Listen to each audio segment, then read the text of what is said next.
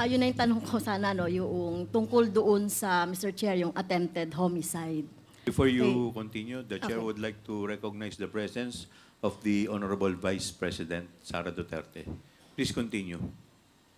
Okay, Mr. Chair, so nakita natin, no, yung melodramatic na nangyari noong weekend. Thank you very much, Mr. Chair. Those are all of my questions po.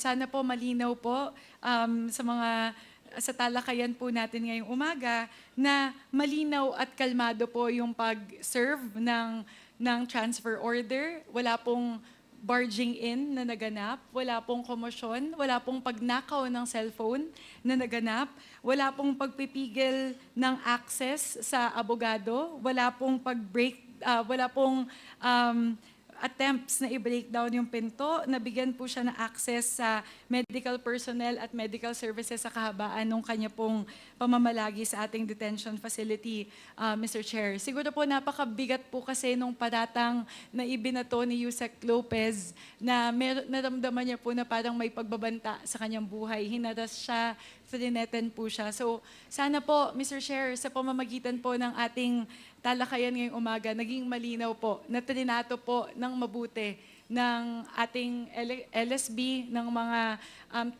tao dito po sa House of Representatives, si Yusek Zulaika Lopez, sa kanya pong pamamalagi dito, Mr. Chair. Maraming salamat po. Thank you, Congresswoman Mr. Chair. Mr. Chair, Swansing. The Honorable Kong Hoon is recognized. dalawang katanungan lang po, Mr. Chair. Sergeant at Arms, Osaa. Mr. Chairman, pwede ko po bang i-direct Yes. ang aking katanungan sa Osaa? Please continue. Sa ating Sergeant at Arms, napanood po natin yung mga statement na binitawan po ng ating Vice President, pati po ni Attorney Lopez. At nakita po natin yung kaibahan ng istorya.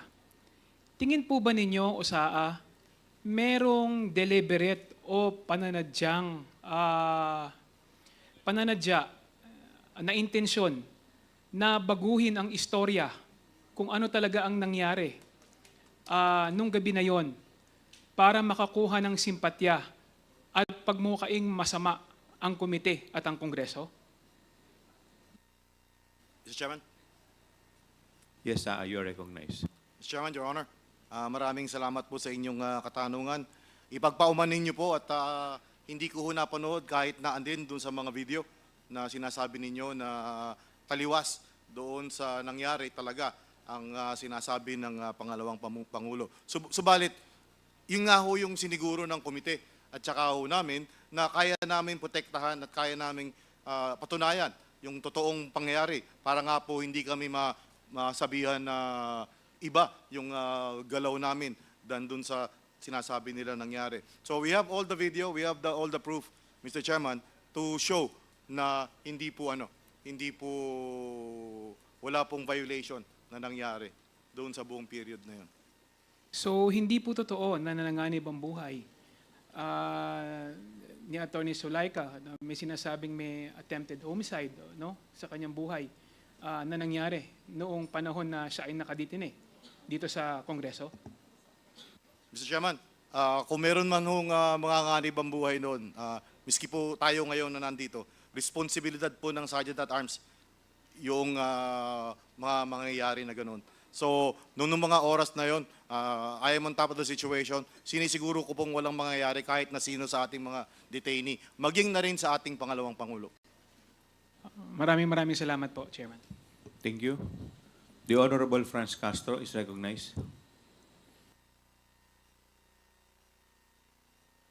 Thank you, Mr. Chair. Yun na yung tanong ko sana, no, yung tungkol doon sa, Mr. Chair, yung attempted homicide. Before you continue, the chair Okay. would like to recognize the presence of the Honorable Vice President Sara Duterte. Please continue. Okay, Mr. Chair, so nakita natin, no, yung melodramatic na nangyari noong weekend, at nakita natin yung kwento ng ating yung ni SecGen, SAA, tungkol doon sa, Mr. Chair, parang merong problema sa audio, Mr. Chair. At nakita natin, Mr. Chair, na talagang taliwas sa mga napanood natin sa social media, doon sa mga reports, yung totoong nangyari.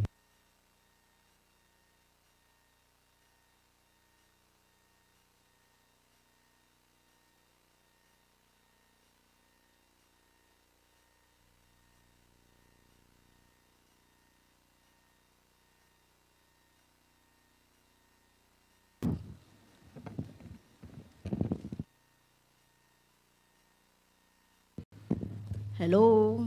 Okay. So, Okay,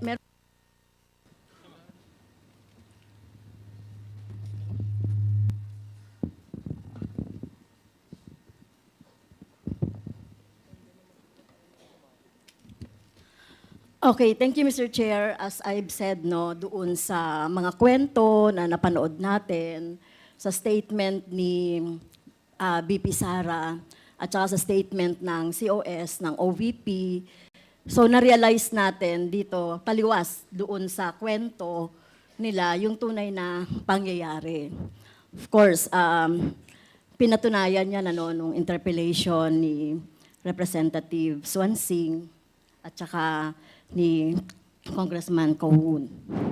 So, Mr. Chair, in our last session, so just to review, the committee passed my motion to hold Attorney Lopez in contempt under Section 11F of the Rules of Inquiries in Aid of Legislation for undue interference in our proceedings, and resolved to detain her for a period of 5 days instead of 10 days, or maximum of 10 days, as provided for in our Section 12 of the same rule. I must stress also, Mr. Chair, that the totality, just you have said a while ago, the totality of Attorney Lopez's acts and conduct warranted a detention of more than 5 days. Considering the totality of her acts of undue interference to the proceedings of this committee and the Congress as a whole, she not only admitted writing to the COA in order to suppress or prevent the release of documents, but worse, Mr. Chair, she continued to assert her position during our hearing, as well as in prior correspondences that she sent to his committee in refusing to attend our prior hearings. But by virtue of her conduct, the committee was deprived of invaluable information necessary to allow it to perform its role of crafting legislation for the improvement of the country's system of governance and transparency, Mr. Chair. In fact, she only attended when a threat of contempt citation loomed large, should she fail to comply again with the subpoena duces tecum, Mr. Chair. Mr. Chair, in view of the what happened during the last 2 days or so, I would like to consider to move for a reconsideration of our resolution, insofar as it's limited the period of detention for only 5 days. I move, Mr. Chair, that the period of detention of Attorney Lopez be 10 days instead of 5 days. So move, Mr. Chair.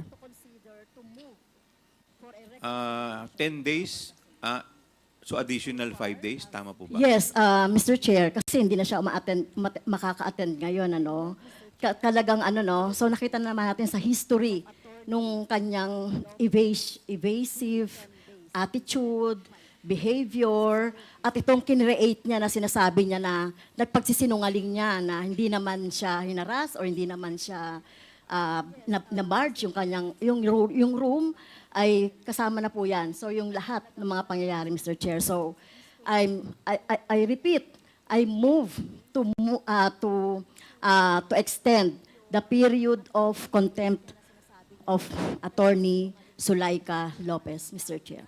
Is there second to the motion? Mr. Chair, Congressman Marcoleta. Thank you, Mr. Chair. Before an action may be taken by the committee, may I know how the totality of evidence was evaluated that merited the contempt order by the chair? Congresswoman Castro. Mr. Chair, I'd like to Mr. Chair, may I I'd like to answer? apprise the Yes, court, Congresswoman Mr. Chair, Castro.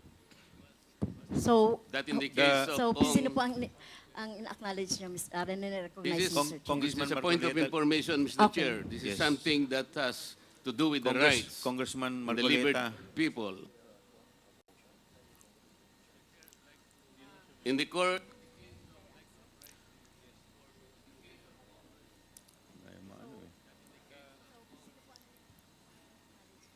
Congressman Marcoleta, let us, the chair recognizes Congresswoman may I Castro. ask, Mr. Please Chair, proceed, Congresswoman Castro. Mr. Chair, may I ask the action of the committee first on my motion, Mr. Chair, before we entertain? We will rule on the Okay, motion first. okay. Is there any second to the motion? Mr. Chair, may I be recognized, please? Duly seconded. Is there any objection? Mr. Chair, Hearing none, the motion is I was carried. recognized Mr. Chair. earlier before any action may be taken by the court, by the chair. Why is it that I am not allowed to speak? Congressman Marcoleta, there is a pending motion. We just acted Yes, on the but pending before motion that first. motion can be taken up, because this is about the liberty of an individual. May I be heard? Yes, you will be heard, Congressman Marcoleta.